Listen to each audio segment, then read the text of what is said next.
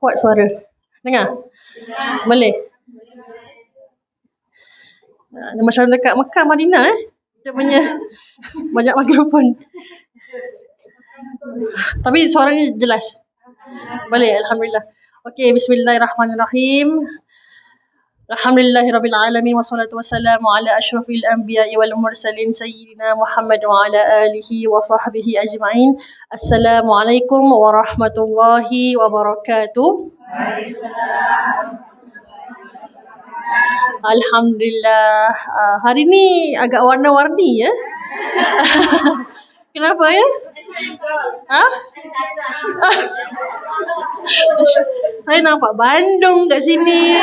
Saya nampak ada Puteri Salat kat sini. Banyak Masya Allah. Memang ada. Memang ada ni. Ada. Minggu besok kami ada cendol. Selalu kan sama-sama pakaian. Seragam. Oh, minggu ni bebas. Masya Allah. Oh, faham. Masya Allah. Okey, Alhamdulillah. Itulah saya macam nak pergi jemputan pula lepas ni. Macam nak pergi kenduri pula. Okey, Alhamdulillah. Alhamdulillah. Astaghfirullahalazim. Astaghfirullahalazim. Astaghfirullahalazim. Hasbunallahu wa ni'mal wakil, ni'mal maulah wa ni'man nasir. Hasbunallahu wa ni'mal wakil, ni'mal maulah wa ni'man nasir. Hasbunallahu wa ni'mal wakil, ni'mal maulah wa ni'man nasir. Bismillahirrahmanirrahim. Kita akan mulakan kita punya pengajaran hari ini ke kuliah kita pada hari ini tentang syarah penawar bagi hati iaitu Qalbun Salim. Alhamdulillah pada beberapa bulan yang lepas kita dah kupas 6 anggota badan yang mana kita perlu untuk menjaga anggota badan kita yang zahir ni supaya tidak melakukan perkara-perkara yang dilarang oleh Allah Subhanahu Wa Taala. Dan minggu ini, pada hari ini kita dah masuk bab yang ke-7. Maksudnya bab penghabisan untuk 7 anggota tersebut. Tangan dan kaki. Alhamdulillah. Nasib ingat Nanti kita akan tanya tau. Akan ada kuis nanti saya tanya. Macam mana kita nak pelihara mata. Apa yang kita boleh lakukan dengan mata kita. Apa kebaikan yang kita boleh buat dengan mata kita. Contohnya. Kalau ada masa lah insyaAllah kalau ada masa kita boleh ada sesi soal jawab. Saya pun nak tahu juga. Ni dengar ke tidur? Selama beberapa bulan ni dengar ke tidak? Okay. Jadi insyaAllah kita mulakan pengajaran kita pada hari ini untuk bab yang akhir iaitu bab tangan dan kaki. Nanti bulan depan kita dah masuk perkara-perkara yang batin pula. Pasal apa? Pasal suka makan, pasal suka harta, pasal suka dunia. Itu masalah batiniah. Yang sekarang ni yang kita bahaskan masalah-masalah tentang benda-benda yang zahir insyaAllah. Okay. Jadi slide seterusnya ialah tentang proses pembersihan diri. Semua orang wajib menjalani proses pembersihan diri kalau nak menjadi orang yang bertakwa. Nak mendekatkan diri dengan Allah perlu untuk hilangkan kotoran. Maaf dia macam Okey. Untuk kita menghilangkan kotoran kita perlu melalui perkara-perkara tersebut iaitu kita kena jaga 7 anggota yang zahir yang mana hari ini kita akan bahaskan tentang tangan dan kaki. Okey. Dan kita perlu hilangkan sifat-sifat tercela. Menjaga tu bukan setakat meletakkan boundaries tapi kita menghilangkan juga sifat-sifat yang tercela.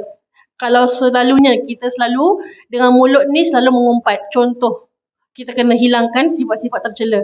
Dengan lidah ni kita suka membohong. Kita kena hilangkan sifat-sifat tercela. Dengan tangan ni suka buat perkara-perkara yang tak baik. Kita kena hilangkan sifat-sifat yang tercela tersebut. Dan hiasi dengan sifat-sifat yang baik. Hilangkan sifat-sifat tercela kita namakan takhalli. Hiasi sifat-sifat yang baik ialah tahalli. Dan tajalli insyaAllah itu atas apa yang Allah nak berikan kepada kita. Bukan apa yang kita minta, tapi apa yang Allah berikan kepada kita insyaAllah. Okey, slide seterusnya. Menjaga anggota yang zahir, tangan dan kaki. Apakah kebaikan tangan dan kaki? Yang pertama, menggunakannya menggunakan tangan dan kaki untuk mencari rezeki. Macam kita semua di sinilah kan. Kita menggunakan tangan kita untuk mencuci lantai. Contoh, kita menggunakan kaki kita untuk pergi ke pasar, mencari rezeki lah. Apa yang disuruh untuk buat, kita lakukan untuk mencari rezeki yang halal, insya-Allah. Yang kedua, memenuhi keinginan. Kita menggunakannya untuk memenuhi keinginan. Contohnya, kita nak pergi mall Tiong Bahru, mungkin nak beli KFC konon. Kita pergi jalan kaki, naik bas, turun bas, ya, masuk dalam mall, pergi KFC, beli KFC, makan kenyang. Itu memenuhi keinginan kita. Okey. Ketiga, menjaga diri. Kebaikan tangan dan kaki ialah menjaga diri daripada perkara-perkara yang memudaratkan. Contoh, orang nak copet kita. Copet kan? Copet tu curi kan? So, orang nak copet kita. Kita pukul dia. Itu menggunakan tangan ke atau pakai mata pun dah boleh. Terus dia ni. Ini bukan cerita sinetron pakai mata pun dah boleh magic. Taklah, kita logiknya kita pakai tangan, kita halangkan ataupun kita tolong pakai mulut kita kan. Untuk menjaga diri daripada perkara yang memudaratkan. Kalau kita ada magic tu lain cerita lah, tapi manalah ada magic dekat dunia ni kan. Kita ni siapalah sangat kan. Pakai mata terus dah boleh pakai pandangan mata terus dah boleh berkecai ke tak, kita pun gitu. Yang keempat, dapat jalan ke masjid. Alhamdulillah, macam para ibu hari ini kita menggunakan kaki kita untuk jalan ke masjid, untuk pergi ke majlis ilmu. Dan kita dapat menggunakan tangan dan kaki kita untuk pergi perang fisabilillah. Tapi dalam konteks sekarang, perang fisabilillah tu apa? Bukannya kita pergi ke negeri-negeri Arab ke ataupun kita pergi luar negeri untuk kita perang. Tidak, itu bukan maksud tujuan di sini. Perang fisabilillah, memerangi diri kita sendiri. Memerangi nafsu kita. Betul. Memerangi hawa nafsu kita. Okey? Para sahabat pernah bertanya kepada Rasulullah, boleh tak dia pergi perang? Kata Rasulullah, bukan ditanya. Rasulullah pernah berkata kepada sahabat, selepas mereka balik daripada perang Badar, perang Uhud, Rasulullah berkata, lepas perang yang kita pergi ni, perang fisabilillah ni, ada peperangan lain yang kita kena jalani bila kita balik. Para sahabat tanya, perang apa tu? Perangi nafsu kita. Itu paling susah. Kita boleh angkat senjata perang orang. Kita boleh angkat bendera, ya, melaungkan takbir. Tapi kita paling susah nak perang diri kita. Sebab kita dengan diri kita sendiri manja-manja sikit. Tak apalah, sikit-sikit je boleh, kan gitu. Kita paling weak, kita paling lemah dengan diri sendiri, dengan nafsu. Sebab tu nafsu tu untuk didik nafsu perlu dengan cahaya ilmu, perlu dengan nur, perlu dengan puasa. Untuk tundukkan nafsu, perlu untuk jangan kasih makanan. Maksudnya jangan kita selalu feed orang kata don't feed your ego macam gitulah, don't feed your ego gitu. Nafsu tu macam itu, don't feed your nafsu. Sebab makin kita feed nafsu, kita akan menjadi hamba nafsu. Kita ni hamba Allah ke atau hamba nafsu? Kebetulan kita hamba Allah ke kita hamba nafsu? Terus dia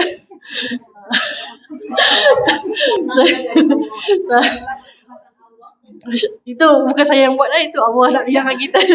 Itu cuma sound effect. Maksudnya kita ni hamba Allah ke hamba nafsu? Kita ni hamba Allah Subhanahu Wa Taala. Jadi kita kenalah ikut apa yang Allah suka. Jangan kita buat apa yang Allah murka.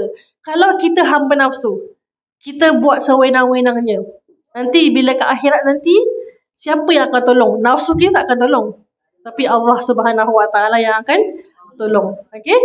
Menggunakan kaki dan tangan untuk membuat umrah dan haji.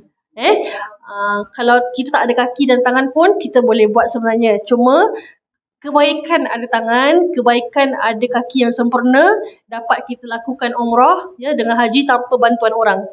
Jadi kalau kita dapat kita doalah dalam hati dalam majlis seremoni kita doa, ya Allah, kalau aku diizinkan untuk pergi umrah dan haji, izinkan aku sampai ke sana dalam keadaan aku yang sihat, yang bukan sakit-sakit. Betul, sihat zahir dan batin. Kita nak minta ampun dengan Allah kan, nak jumpa di rumah Allah nanti, kita nak dalam keadaan yang kita sempurna lah, macam gitu. Yang kelima, menggunakan tangan dan kaki untuk kita ziarah ataupun untuk kita sambung silaturahim. Apa maksud disambung tu? Nanti kita akan cakap pada akhir slide. Ni ada kena mengena dengan adab kita dengan orang, dengan adab-adab kita, cara kita berinteraksi, bermuamalah dengan orang. Menggunakan tangan dan kaki, dan juga cara kita nak bercakap dengan orang pun perlu ada adab dia. Jadi tangan dan kaki ni boleh kita gunakan untuk ziarah. Contoh, kita nak balik kampung, kita gunakan tangan kaki kan, naik flight semua, macam gitu. Yang keenam, dapat gunakan tangan untuk menulis kitab dan bersalaman dengan orang-orang yang soleh dan soleha. Macam gitu. Gunakan tangan kita untuk membuat manfaat. Sebab ilmu yang bermanfaat akan tetap berjalan walaupun kita sudah meninggal dunia.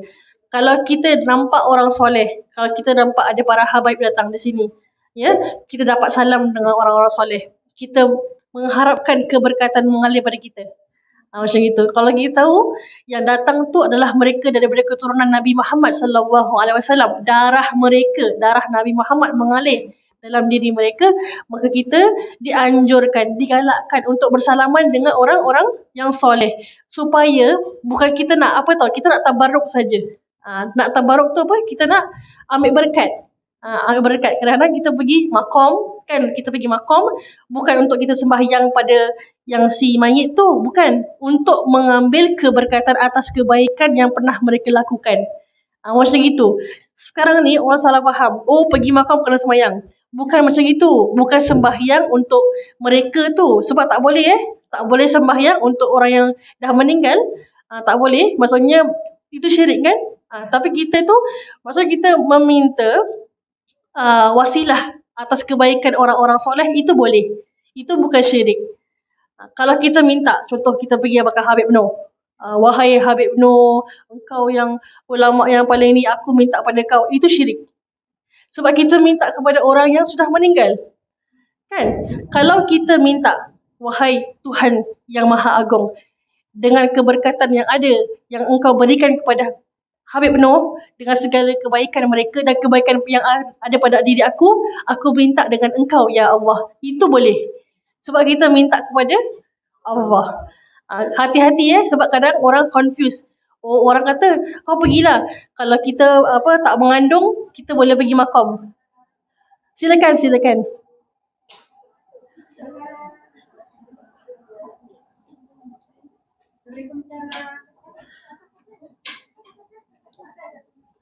Tak apa.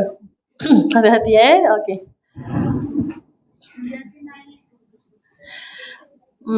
Jadi kita perlu, kalau kita tahu ada orang soleh berdekatan dengan kita, kalau kita tahu ada orang soleha, ada Khubaba, atau ada Syarifah yang kita kenal, yang memang terkenal dengan kesolehannya, maka kita digalakkan untuk bersalaman agar mendapat keberkatan daripada mereka. Macam itu.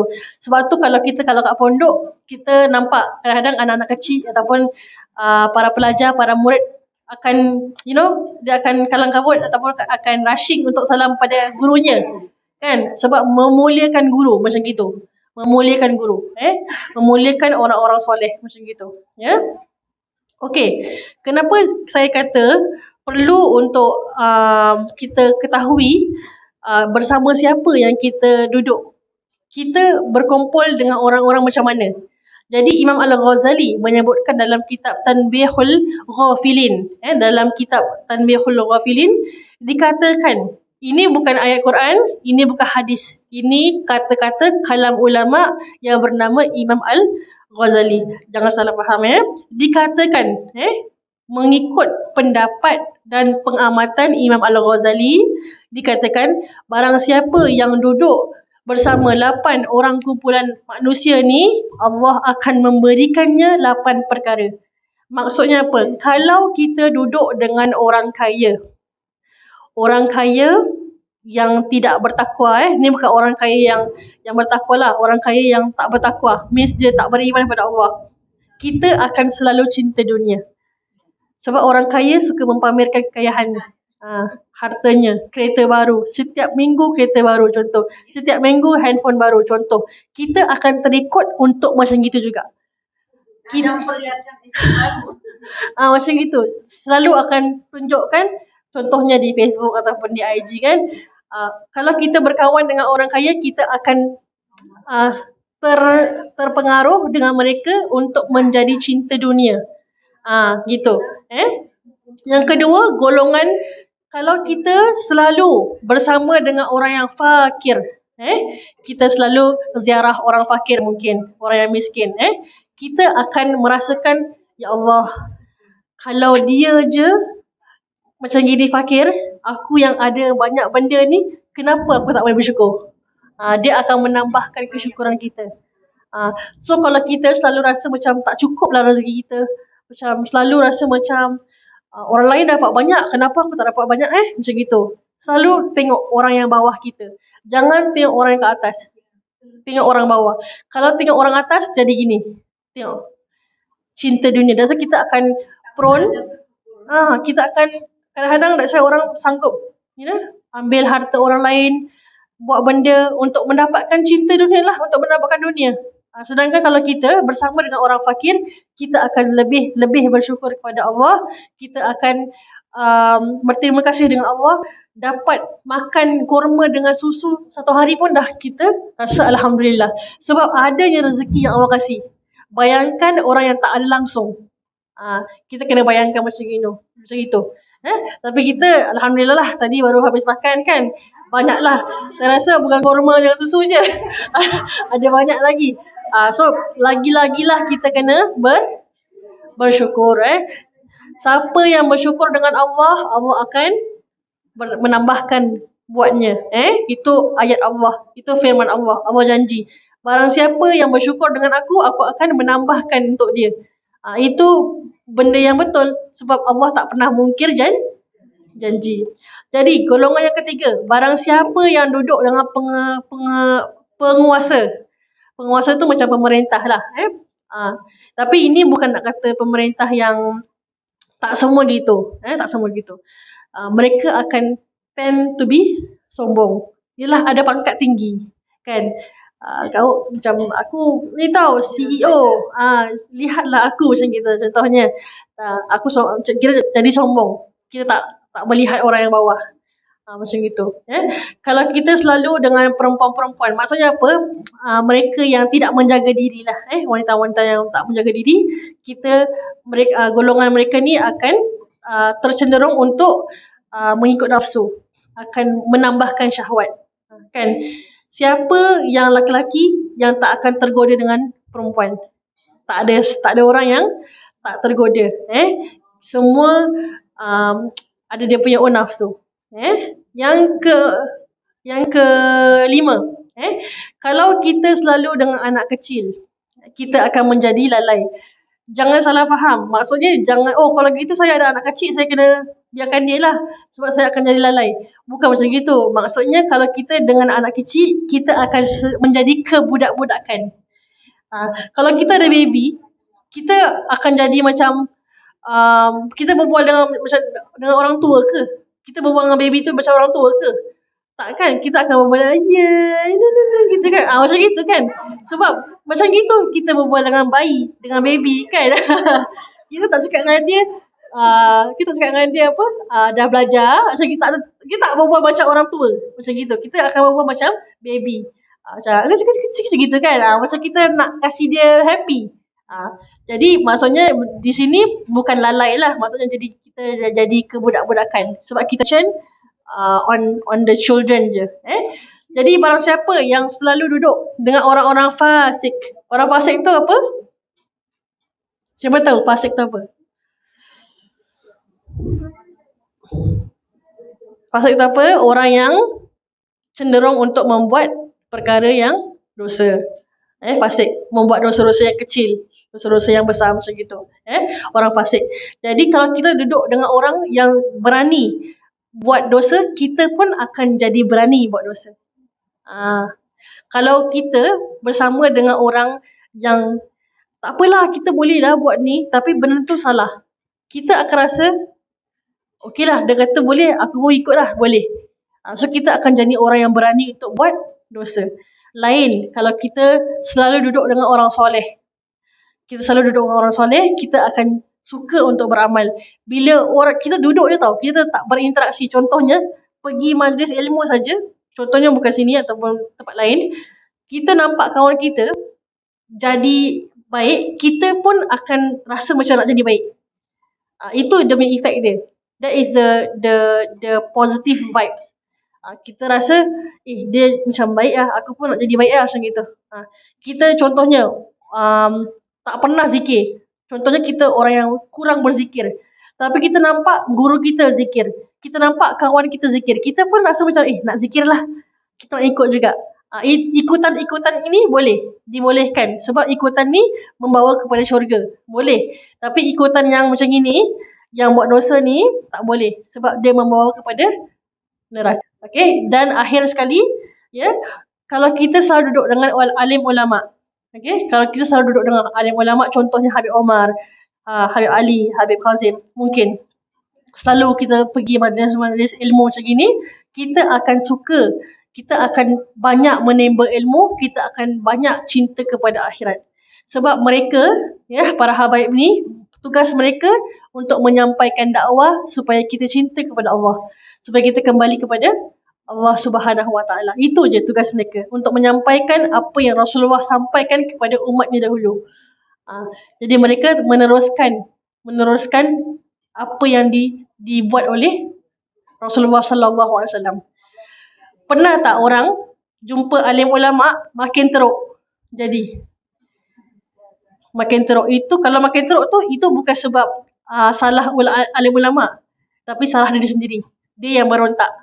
Tapi yang saya tahu, pengamatan semua, kalau kita duduk dengan orang yang baik, kita akan slowly jadi baik. Either kita change atau orang change ikut kita. Itu je. Okay. Jadi anggota badan, menjadi saksi di hari akhirat. Al-yawma nakhtimu ala afwahihim wa tukallimuna aydihim wa tashhadu arjuluhum bima kanu yaksibun. Macam berjanji, pada hari ini kami tutup mulut mereka. Al-yawma nakhtimu ala afwahihim, tutup mulut mereka.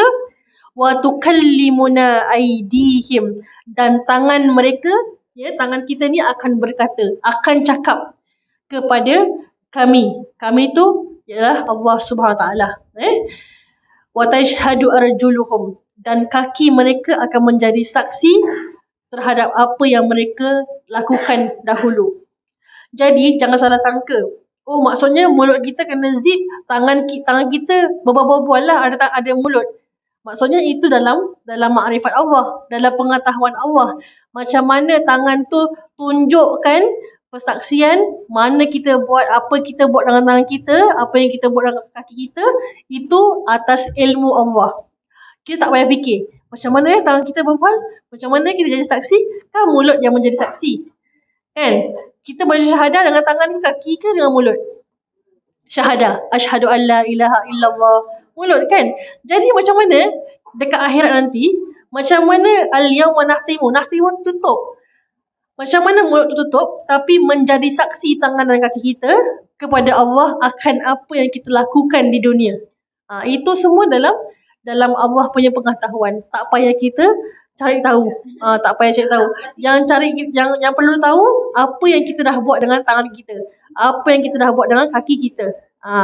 Sebab mulut tak boleh bohong. Sebab mulut akan ditutup. Pada hari tu mulut paling senyap. Sekarang ni kita boleh cakap macam-macam. Sebab mulut kan boleh cakap kan. Nanti dekat sana mulut tak boleh cakap. Tangan cakap, kaki yang menjadi. Betul, semua anggota badan kita akan menjadi saksi. Ya. Baik, bagaimana cara untuk mensyukuri nikmat tangan dan kaki?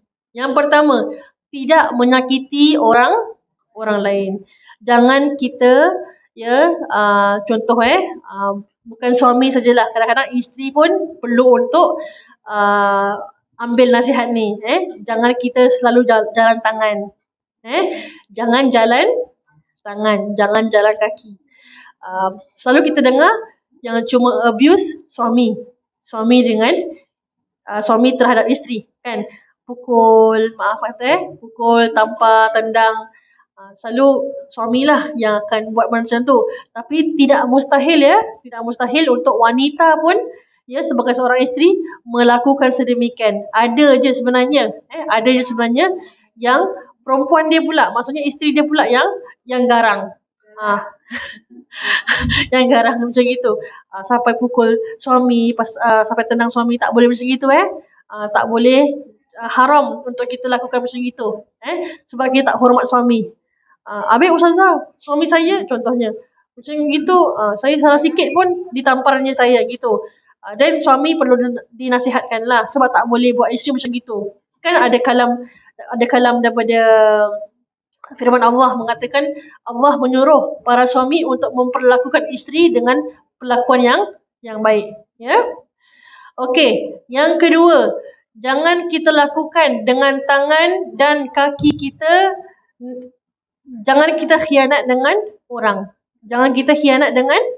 orang. Maksudnya kita kalau ada jawatan tinggi, contohnya kita ada status, kita khianat orang. Kita lakukan orang ni macam gini, kita perlakukan orang ni macam gini, semata-mata untuk mendapatkan harta dunia. Tak boleh. Yang ketiga, tidak pegang perkara yang haram. Okey, tangan dan kaki jangan pegang perkara yang haram. Tangan seorang lelaki yang bukan mahram, jangan pegang perempuan yang bukan mahram. Perempuan dengan perempuan bolehlah, tapi jangan pegang yang macam perempuan dengan perempuan pun, laki-laki dengan laki-laki pun, kalau pegang dengan syahwat pun tak boleh. Haram.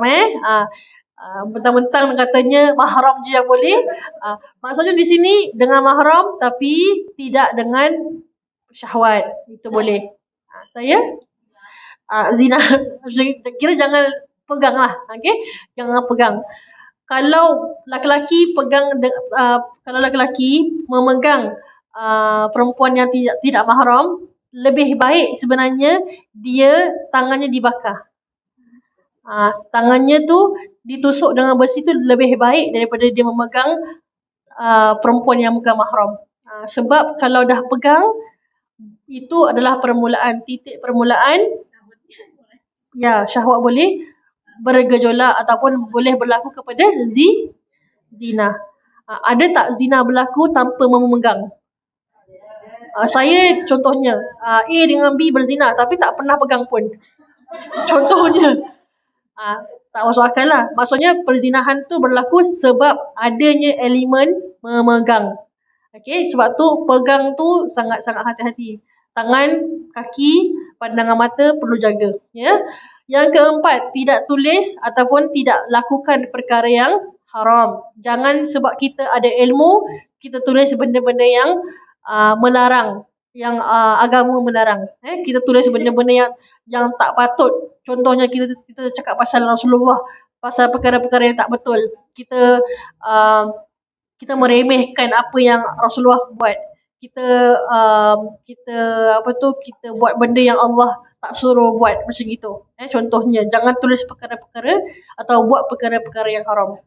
Yang kelima, tidak pergi atau tidak jalan ke tempat yang haram. Jangan kita gunakan kaki kita pergi tempat-tempat yang kita tahu tempat tu ada maksiat.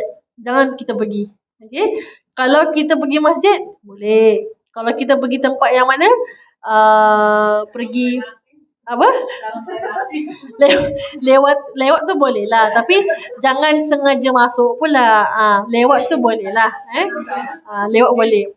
Maksudnya kalau kita tahu tempat tu memang sah-sah ada tempat yang ada sah-sah ada berlakunya perkara yang haram, perhimpunan yang haram, maka jangan dipergi, jangan kita lakukan. Sebab takut terjebak. terjebak. Dan akhir sekali, tidak mengamalkan perkara yang syirik. Macam mana kita punya hidup sekalipun, jangan sesekali kita melakukan syirik kepada Allah. Sebab syirik adalah dosa yang paling besar, paling utama, yang mana tiada kemaafan kecuali Allah memaafkan dia. Okey? Ada yang meriwayatkan Allah tak maafkan pun. Kalau selagi mana dia tidak berubah, selagi mana dia tidak syahadah balik, selagi mana dia tidak mengaku yang dia beriman kembali. Jadi syirik ni merupakan dosa yang paling besar, paling besar sekali. Yang kedua, dosa apa? Bukan, belum lagi. Dosa yang paling besar sekali syirik, betul. Yang kedua, membunuh. Kenapa terperanjat? Adakah dibolehkan membunuh? Tak boleh. Tak boleh. Membunuh tak boleh sebab dia berlawanan dengan maqasid syariah. Maqasid syariah adalah menjaga diri kita, menjaga nafs diri kita, menjaga menjaga agama. Kan syirik tu, kalau kita syirik, kita tak menjaga agama kita, dah melanggar maqasid syariah. Kalau kita membunuh, kita sudah melanggar syariah, maqasid syariah, yang mana maqasid itu memerlukan setiap manusia untuk menjaga hak diri kita dan juga hak badan kita. Jadi membunuh tu mencabut maqasid syariah dalam sesuatu tempat, sesuatu masyarakat. Ya. Okey. Siapa boleh baca? Siapa nak baca? Jadi firman Allah mengatakan, saya just sebut dia punya makna, saya takut tak sempat. Pada hari itu, ketika itu, lidah, tangan dan kaki mereka menjadi saksi. Menjadi saksi, tashhadu. Yauma tashhadu alaihim. Apa yang menjadi saksi? Tangan, lidah, tangan dan kaki mereka bima kanu ya'malun, atas apa yang mereka lakukan. Sama macam tadilah, yauma nahtimu, sama. Kaki, lidah, tangan akan menjadi saksi apa yang kita lakukan di dunia, apa yang kita buat kat dunia. Nanti dekat sana kita punya anggota badan menjadi saksi. Pada hari-hari ni ibu-ibu semua pergi masjid dengan syarahan, macam gitu, menjadi saksi. Kita punya mulut akan terkunci, tak boleh cakap. Jangan lain akan cakap. Dan orang-orang yang berdosa itu diketahui dengan tanda-tandanya, lalu direnggut ubun-ubun dan kakinya. Macam mana nak tahu orang tu dosa dekat bahagian mana? Is apabila dipanggil namanya, di pada yaumil mahsyar nanti, di yaumil kiamah, dia akan datang dengan banyak dosa dekat bahagian mana. Contohnya, banyak dosa bahagian mulut. Jadi mulut dia akan di-drag dahulu. Banyak dosa dekat mulut. Kalau banyak dosa dekat perut dia akan di-drag dulu. Kalau banyak dosa dekat kepala dia yang akan jalan, bukan kaki dia tau. Kepala dia akan diheret. Macam gitu. That's how, macam mana nak identify tanda-tanda orang yang berdosa tu pada yaumil kiamah. Jadi hati-hati. Kita ni orang tarik je kita dah macam sakit kan. Apalagi kita time tu ditarik dengan bahagian-bahagian yang mana kita banyak dosa dekat bahagian tu. Contoh mata kita, contoh kepala kita, muka kita. Macam mana tu? Diheret dengan muka kita. Muka jalan dulu, contoh. Sakitlah kan? Tangan jalan dulu, kaki jalan dulu, macam gitu. Ya? Okay, next. Masih sempat lagi. Okay, yang ini saya berbalik kepada yang tadi ni. Kebaikan tangan dan kaki. Ini ada additional information. Kebaikan tangan dan kaki dapat kita ziarah, kita dapat bersilaturahim dengan sahabat kita, dengan ahli keluarga kita, dengan kawan-kawan kita. Tapi kita jangan lupa, kita pun ada perlu untuk mempelajari bagaimana adab-adab kita dengan orang lain, adab-adab kita dengan bersahabat. Ini pun diajar oleh Islam. Ini pun diajar oleh Rasulullah SAW dalam kitab yang mana pesan Imam Al-Ghazali dalam kitab Bidatul Hidayah. Kan belajar dengan Ustaz kan? Nanti insyaAllah akan belajar benda ni. Ke dah belajar? Belum sampai lagi. Tapi ni saya kasih sikit-sikit sebab tak semua tau. Ni cuma sikit je. Antara adab kita bersahabat. Kalau kita ada sahabat tu apa? Kawan. Kawan tu apa? Sahabat. Sama. Kawan tu yang kita rapat lah. Yang kita rapat yang sering curhat. Macam gitu. Besties, BFF. Macam gitulah Jadi adab kita berkawan pun kena ada hak dia. Kawan kita ada hak, kita pun ada hak. Apa hak tu? Apa tanggungjawab kita? Kita kalau ada sahabat, kita lebihkan sahabat kita. Kita lebihkan saudara kita. Contohnya, kita beli nasi ayam. Okay? Kita tahu kawan kita suka nasi ayam. Contohnya, tapi kita lapar, kita nak beli nasi ayam ni. Tapi alamak, duit cuma tinggal sikit je. Jadi kita melebihkan kawan kita, kita belikan untuk kawan kita. Macam gitu. Dengan harapan kita memuliakan sahabat kita. Dengan harapan kita melebihkan saudara kita tu untuk mencapai redha Allah. Itu boleh. Itu boleh. Tapi jangan kita beli nasi ayam, lepas tu kita baca-baca kat nasi ayam tu, kasih kat dia. Itu tak boleh lah. Itu tak boleh. Itu bukan lebihkan saudara mara. Itu bukan maksudnya lebihkan tu maksudnya apa? Kalau kita tahu kita mampu untuk lakukan perkara tersebut, kita lakukan untuk sahabat kita untuk mencapai redha Allah, boleh. Boleh. Menolong kebutuhannya. Contoh, sahabat kita perlu pertolongan kita. Mungkin contohnya dia nak curhat lah. Curhat. Jadi kita boleh, kalau kita mampu untuk dengar apa yang nak dicurhatkan, apa nak diluahkan, silakan untuk mendengar. Tapi kalau kita busy, tak ada masa, jangan kita halang pula. Jangan kita kata, alah awak ni hari-hari awak curhat dengan saya, hari-hari benda yang sama. Jangan macam gitu. Tapi cakap dengan elok lah. Cakap dengan dia, kalau curhat ni perlu ada dia punya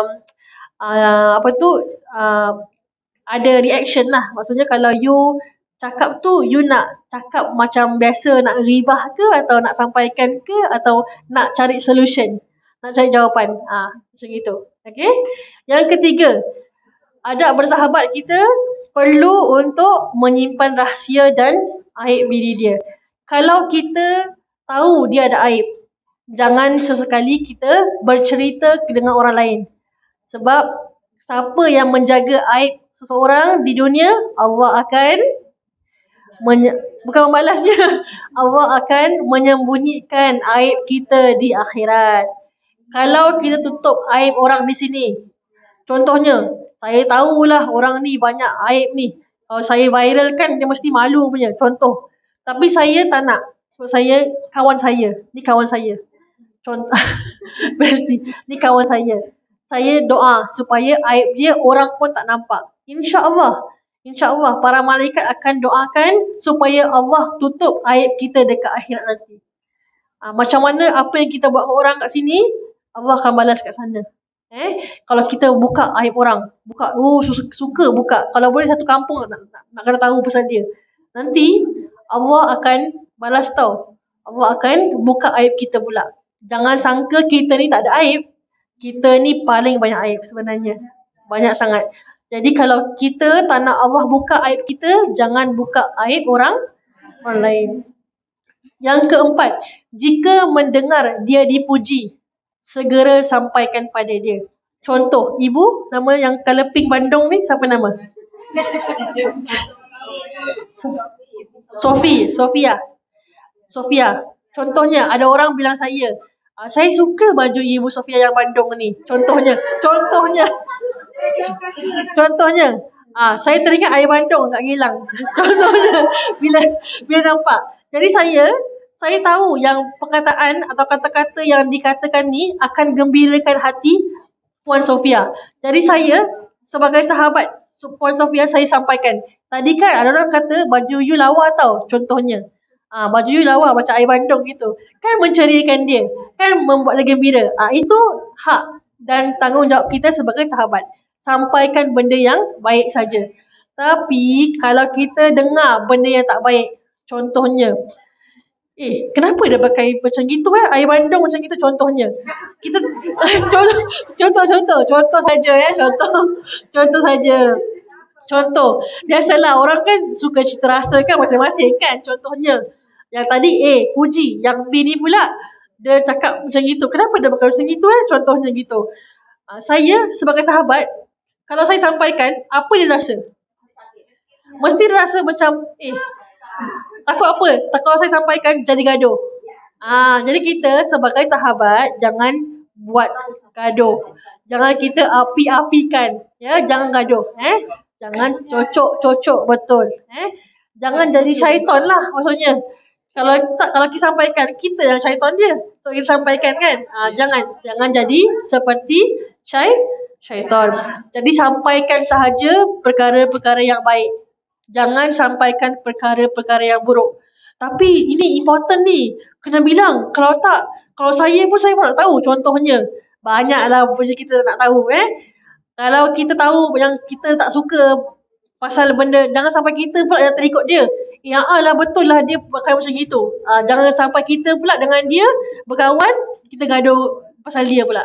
Jangan kita bertelaga pasal dia pula. Jangan macam gitu. Yang kelima, memanggil dengan panggilan yang baik. Kalau kita ada nama yang baik, contoh nama saya Siti Zubaidah. Panggil Siti boleh, Zubaidah boleh.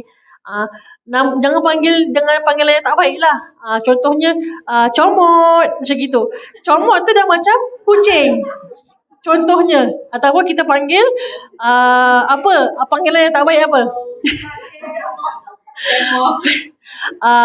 Buntal mungkin sebab dia gempal mungkin tak boleh lah jangan macam gitulah. Maksudnya kita mungkin boleh macam ketawa, dia pun boleh ketawa tapi tak tahu dalam hati macam mana kan. Jadi panggil panggilan yang baik. Kalau kita janganlah panggil orang gemuk. Jangan panggil orang gemuk jangan. Baru belajar adab bersahabat kan. Jangan kita panggil orang gemuk. Jangan gaduh. Okay, jangan gaduh. Okay. Yang keenam, kalau kita ada salah dengan kalau sahabat kita ada salah dengan kita segera memaafkan. Kalau kita yang buat salah, segera meminta maaf. Senang je. It's very simple. If you buat salah, you minta maaf. Kalau dia buat salah, dia kena minta maaf. Tapi Ustazah, dia tak pernah minta maaf dengan saya.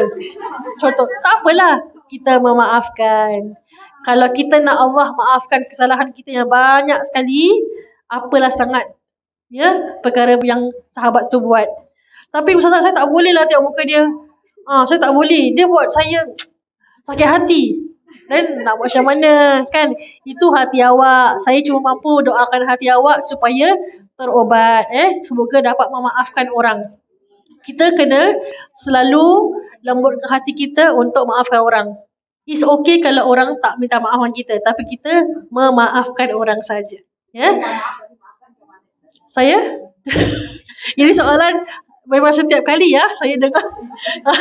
Maksudnya sudah minta maaf tapi dia tak. It's okay, you have done your part. Kita mungkin buat salah. Kita pernah jahil. Kita pernah lakukan perkara yang mungkin kita terbuat tak sengaja. Tapi dia tak maafkan kita. Saya tak nak jumpa awak langsung. Tak payah. Saya tak maafkan awak. Jumpa kat akhirat je. Wah. Jumpa kat akhirat. Akhirat tu banyak orang macam nak jumpa. Kan? Contohnya. So, jangan sampai kita bawa urusan dunia ke akhirat. Tak penting lah. Tak penting. Bayangkan kita dekat akhirat nanti, kita jumpa Allah untuk settlekan urusan kita dengan sahabat. Padahal kita ada banyak benda yang kita boleh fikirkan. Kita punya urusan nak masuk syurga pun belum lepas lagi. Faham tak? Jadi benda yang remeh tu, kalau orang buat jahat dengan kita cuba maafkan. Tapi kalau kita yang buat orang perkara yang tak baik, kita minta maaf dengan orang. Dia maafkan ke atau tak maafkan, itu hak dia. Okay, tak boleh paksa. Tapi kita minta dengan Allah, ya Allah, kau lembutkan hati sahabat aku, kau lembutkan hati orang ni untuk memaafkan aku. Sesungguhnya aku dah cuba untuk baik dengan dia, tapi dia tak nak. Kan? So apa yang aku boleh buat kan? kita doa dengan Allah. That is the only way. Kita doa dengan Allah. Dan akhir sekali kita mendoakan dia. Kalau kita sayang sahabat kita ataupun sayangkan seseorang, the best love that you can give is doa.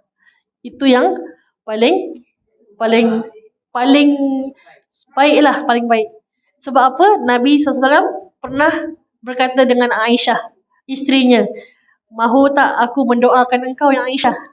Kata Nabi kata, Aisyah kata, sudah tentu. Sebab Nabi punya doa tak akan dihijab. Mesti makbul punya. Jadi apa doa Nabi kepada Aisyah? Ya Allah, engkau ampunkan segala dosa-dosa Aisyah yang telah lalu dan yang akan datang, yang tersembunyi ataupun yang terang-terangan. Itu doa memang untuk Sayyidah Aisyah. Tapi Nabi pun kata, inilah doa yang aku sampaikan kepada Allah untuk kita semua ni. Imagine, bayangkan Nabi setiap hari, setiap solatnya meminta ampun untuk kita. Dosa yang besar dan kecil, dosa yang terang-terangan dan tersembunyi. Dosa yang akan datang dan yang sudah lalu. Kita berapa banyak kali kita istighfar? Itu sendiri yang jawab lah, tak payah jawab dengan saya. Jawab sendiri. Berapa banyak kali kita istighfar? And itu untuk diri sendiri bukan untuk orang lain tau. Berapa banyak kali kita doakan untuk Allah ampunkan dosa orang lain? Berapa banyak kali? Pernah tak kita buat? Kalau tak pernah buat, kita cuba buat sekarang. Sebab kalau kita doakan untuk orang lain, malaikat akan mengaminkan doa kita dan malaikat mendoakan kita untuk mendapatkan perkara yang sama. Kita doakan, Ya Allah, kau ampunkan segala dosa-dosa ahli keluargaku. Ya Allah, kau ampunkan segala dosa saudara maraku. Ya Allah, kau ampunkan dosa segala sahabat-sahabat aku yang ada. Ya, kalau mereka ada salah dengan aku memaafkan mereka. Aku tak simpan sikit pun hasad, aku tak simpan sikit pun dendam terhadap mereka. Macam gitu. Itu baru iman yang the best. Yes, iman yang sempurna. Sebab kita nak masuk syurga tak boleh ada sifat sombong. Kan? Orang yang sombong tak boleh masuk syurga. Sebab tu orang yang dekat syurga, orang-orang syurga, ahli-ahli syurga adalah ahli-ahli yang memiliki hati yang baik. Memiliki hati yang lembut. Sebab selalu memaafkan orang. Tak sombong. Mendoakan orang macam gitu. Jadi kita ni ahli syurga ke tidak? InsyaAllah. Kita nak masuk syurga kan? Kita doa dengan Allah. Kita minta dengan Allah. Ya? Ni cerita. Kisah Rasulullah SAW dengan 2 miswak. Diceritakan, ni akhirlah last kali, diceritakan Rasulullah pernah masuk dalam hutan, tak sure hutan ke ataupun tempat yang ada banyak pokok, dan Rasulullah mencari 2 miswak. Miswak tu apa? Berus gigi lah, siwak. Okay? Jadi satu siwak tu dia bengkok, dia macam kurang cantik. Satu siwak ni cantik, very lurus. Kalau kita ada siwak kan, kita pakai siwak yang lurus kan. Jadi Rasulullah ada 2 siwak. Satu siwak yang bengkok, yang kurang elok sikit. Satu yang the best, yang elok lah, yang lurus. Jadi Rasulullah kembali dan nampak ada sahabat. Jadi nampak sahabat ni, Rasulullah kasih siwak pada sahabat tu. Dia kasih yang paling bagus, yang lurus. Dia kasih yang bagus pada sahabat tu. Tapi dia pegang yang bengkok tu, dia pegang dia punya. Jadi sahabat tu kata, Ya Rasulullah, patutnya engkau ambil yang lurus ni. Sebab engkau lagi layak untuk ambil yang sempurna. Aku sahabat biasa je, aku bukan Nabi. Jadi aku ambil je lah yang bengkok ni pun tak apa. Tapi Rasulullah kata apa? Ni sabda Rasulullah. Setiap kawan yang bersahabat dengan kawan yang lain, walaupun sekejap masa sekalipun, melainkan ia akan ditanya tentang persahabatannya di hari akhirat. Apakah dia telah menunaikan hak persahabatan itu dengan baik atau dia telah mensia-siakan. Maksudnya di sini apa? Rasulullah nak cakap yang Rasulullah kasih tu tanda sayangnya Rasulullah pada sahabat. Sebab Rasulullah tahu akan ditanya. Macam mana? Apa kamu dah tunaikan hak ke belum? Cara Rasulullah tunaikan, memberikan yang terbaik untuk sahabat. Walaupun dia boleh pilih kan? Sebab dia yang cari. Rasulullah yang cari, ni bengkok, ni yang tak bengkok. Aku ambil yang tak bengkok lah. Yang bengkok kasih orang lain lah gitu. Kan selalu kita gitu. Kan kita beli banyak-banyak barang, beli beli yang dia tak baik-baik kita kasih orang lain pula. Jadi kita tukar. Apa-apa yang kita ada, kalau kita beli barang banyak-banyak, kasih orang yang the best value. The best. Sebab itu adalah tanda menunaikan hak persahabatan. Jangan kita kasih yang leftover. Tak maulah. Jangan kita kasih leftover. Jangan kasih benda-benda yang kurang value dia. Kalau kita nak benda yang baik, kita kena kasih sahabat pun lagi baik. Itu macam gitu. That's how kita portray bagaimana kita menunaikan hak persahabatan kita. Sedangkan Rasulullah sendiri tak memilih. Tak memilih siwak yang bengkok dengan yang lurus tu. Dia kasih. Rasulullah kasih yang terbaik untuk sahabat. Dan sahabat kata, kenapa Rasulullah kasih yang baik? Sebab yang bengkok ni aku boleh ambil kan. Rasulullah lagi layak dapat yang siwak yang lurus. Tapi Rasulullah kata apa? Ini akan ditanya. Semua sahabat-sahabat di sini akan tanya. Allah akan tanya, kamu dah buat tak hak dia? Kamu dah buat tak hak dia? Dah tunaikan ke belum hak dia? Macam gitu. Dan teman-teman karib pada hari itu. Hari itu apa? Hari itu pada hari kiamat ni, saya lupa daripada surah Al-Zuhruf. Surah Al-Zuhruf. Cuma ayat ni saya lupa. Ayat mana berapa saya lupa. Teman-teman karib pada hari itu akan saling bermusuhan antara satu sama lain kecuali mereka yang bertakwa. Kita semua BFF kan? Tadi kata bestie kan? Kalau kita BFF fillah, untuk Allah, demi Allah, atas redha Allah, insya-Allah tak akan gaduh. Kalau kita sahabat urusan dunia saja, contohnya bukan sebab untuk mencapai redha Allah, kita akan saling bermusuhan. Maksudnya apa? Sebab bila kita akan ditanya, kita akan diinterrogate. Kenapa kau buat ni? Contohnya, kenapa kau buat maksiat ni? Kita cakap dia yang suruh, dia yang kata gini, dia yang gini. Dah sudah, kita akan jadi tuduh menuduh dekat sana. Dekat akhirat nanti kita akan saling tuduh menuduh. Kita akan mencari orang siapa nak dituduh. Sebab kita sendiri tak mampu untuk menanggung dosa. Semua tak nak pergi neraka kan? Jadi apa yang kita boleh buat as manusia ni, sifat manusia kan suka put blame on others. Jadi kita akan put blame on our sahabat, kecuali mereka yang bertakwa. Sebab orang yang bertakwa tak akan buat maksiat. Orang yang bertakwa tak akan buat perkara yang kita akan dituduh. Macam gitu. Jadi kalau kita buat maksiat secara berkumpulan, contohnya kita gibah, kita mengumpat. Kita tak mengumpat, kita dengar orang mengumpat. Kita duduk je. Orang ni nanti kita akan ditanya, kenapa engkau mengumpat? Saya tak mengumpat, saya cuma duduk je. Tapi orang yang duduk dengar pun dapat dia punya dosa. Kita akan saling tuduh menuduh nanti kat sana.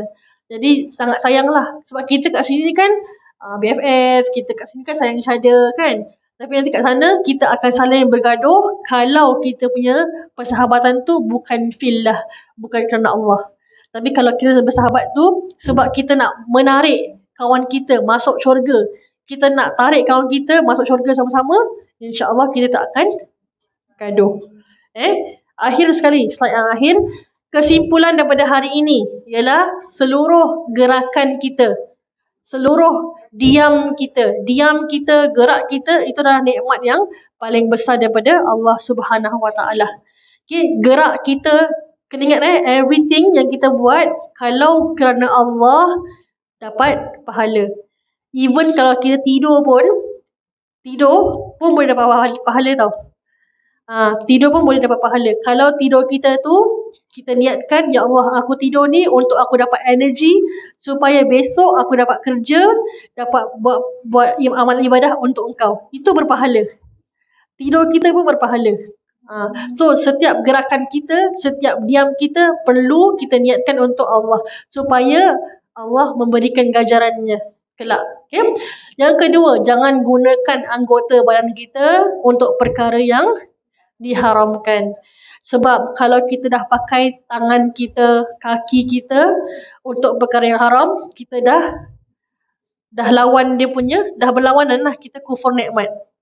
Jadi jangan kufur Jangan kufur nikmat. Dan akhir sekali, ya, menjaga 7 anggota badan daripada kejahatan menjaga 7 anggota badan dari kejahatan tidak akan sempurna melainkan dengan membersihkan racun dalaman.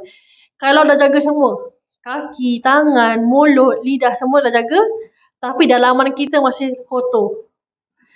Belum lagi cukup sempurna. Sebab tu lepas ni dah habis kita dah habis 7 anggota kan hari ni.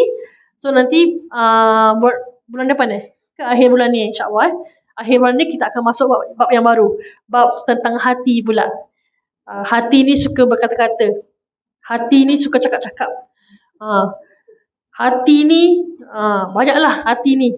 1001 perkara dalam hati ni kan. Kita nampak diam je.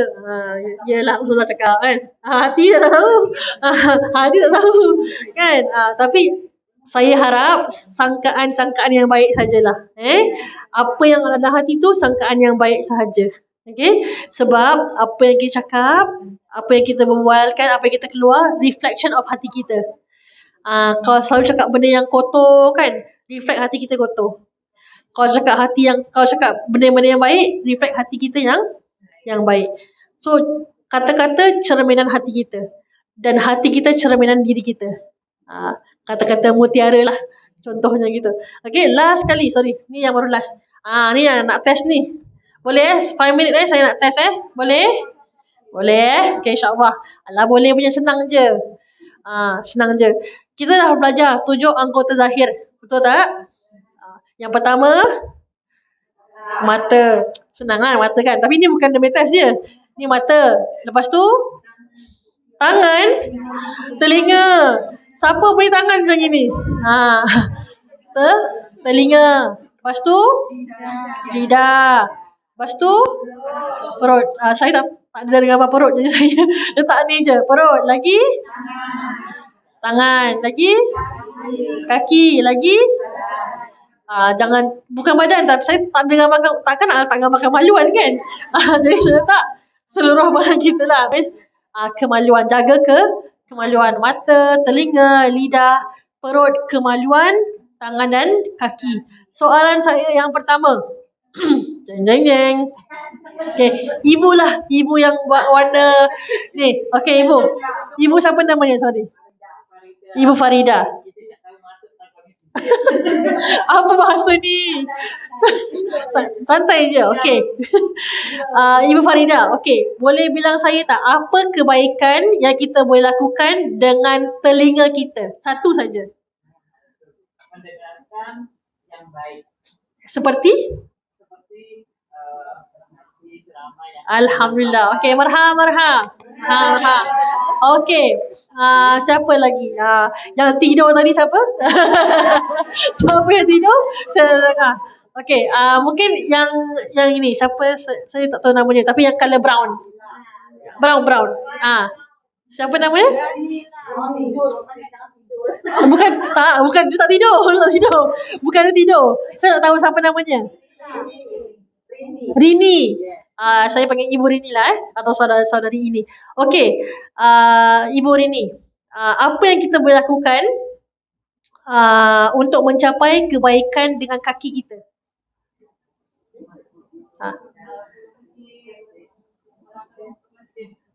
Okey, kita gunakan kaki kita untuk pergi masjid. Okey, alhamdulillah. Okey, marha.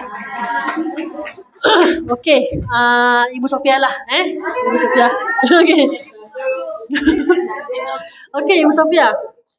Apa perkara yang kita tak boleh lakukan dengan mata kita? Satu. Jangan jeleng-jeleng. Saya tak dengar. Jangan melihat perkara yang tidak baik. Jangan melihat perkara yang tak baik. Okey, marha. Okey. Siapa lagi? Ibu yang tu, yang macam flower dekat dia punya ni. Ibu, siapa nama ibu? Ibu Aminah, masya-Allah, Ibu Aminah. Okey, Ibu Aminah. Boleh bilang saya tak apa yang kita boleh lakukan dengan tangan kita untuk kebaikan mencapai redha Allah? Apa yang kita boleh buat dengan tangan kita? Apa perkara yang baik yang kita boleh lakukan dengan tangan kita?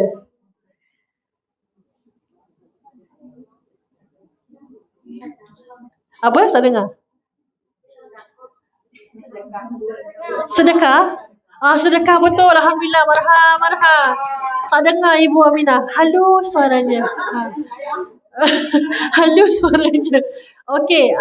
Okay lah. Ibu Boni lah. Okey. Kena susah-susah ni. Okey. Kenapa kita tak boleh makan makanan yang haram atau syubhah? Kenapa? Kenapa tak boleh makan makanan yang haram ataupun syubhah? Memang betul dilarang. Tapi kenapalah? Kenapa? Mudarat untuk kita misalnya membaca Al-Quran, menghafal susah untuk menghafal. Betul, sebab dia akan, bila kita makan benda haram, dia menjadi darah daging kita, kan? Tapi belum lagi sampai answer dia. Lagi. Kalau kita makan benda yang haram, kalau kita ada daging haram dalam diri kita, boleh masuk syurga tak? Kan ada hadis Nabi yang mengatakan tidak boleh masuk syurga kalau ada sikit pun perkara haram dalam diri kita. Okay, marha. Tadi dah marha dengan Ibu Aminah? Dah, ya. Alhamdulillah. Okay, last question. Ni bebas. Tak ada hadiah tau, maaf Tapi hadiah is ilmu. Ada ilmu. Okay. Last kena susah sikit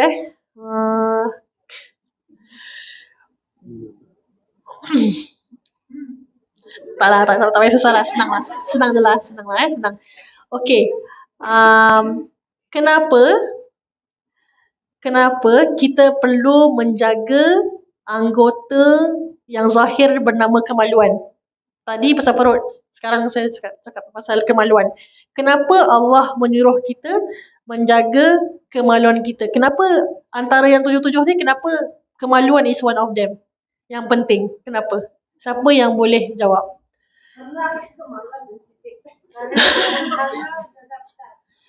Yelah, kenapa kemaluan? Tadi I just said about that actually. Just now. Kenapa perlu untuk menjaga kemaluan? Kenapa perlu untuk tidak berzinah? Kenapa? Dosa besar. Dia langgar apa? Syariat Islam betul, tapi apa? Dia langgar apa? Betul. Dia langgar maqasid syariah.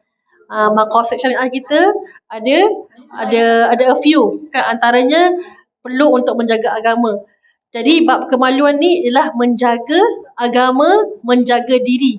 Kalau Allah menghalalkan zina, maka dalam dunia ni tak tahu siapa ibu, siapa anak, siapa suami, siapa ayah, tak tahu. Kalau Allah menghalalkan. Sebab tu perlunya adanya dalil yang mengharamkan zina. Kalau tak nanti kesian. Dia nak kahwin dengan B, dapat tahu adik-beradik rupanya. Macam sinetron lah kan. Dah bercinta sekali, tiba-tiba dapat tahu adik-beradik. Tapi bukan sebab berzina lah. Tapi kalau tak zina pun dah macam itu, apa lagi kalau Allah halalkan zina. Jadi sebab tu Allah haramkan zina, sebab untuk menjaga kita, menjaga badan kita daripada penyakit. Satu, menjaga kemaslahatan umat. Tak ada jawab, saya jawab sendirilah gitu. Tapi tak apalah. Untuk Ibu ni, marha. Okey, Alhamdulillah. Itu saja pada hari ini. Kalau ada soalan, tak payah tanya lah. Saya dah tanya kan. Okey. Ada apa lagi? Tak ada?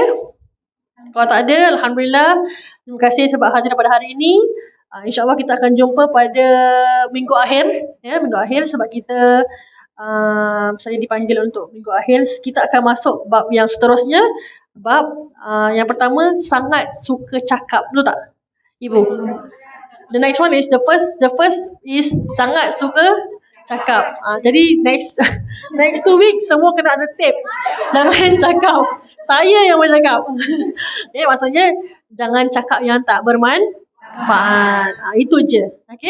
Okey, kita doa tasbih kafarah boleh? Subhanakallahumma wa bihamdika asyhadu an la ilaha illa anta astaghfiruka wa atubu ilaik. Bismillahirrahmanirrahim. Wal 'asr innal insana lafi khusr illa allazina amanu wa 'amilus solihati wa tawasaw bil haqqi wa tawasaw bis sabr. Amin. Okay, Assalamualaikum warahmatullahi wabarakatuh. Okay, terima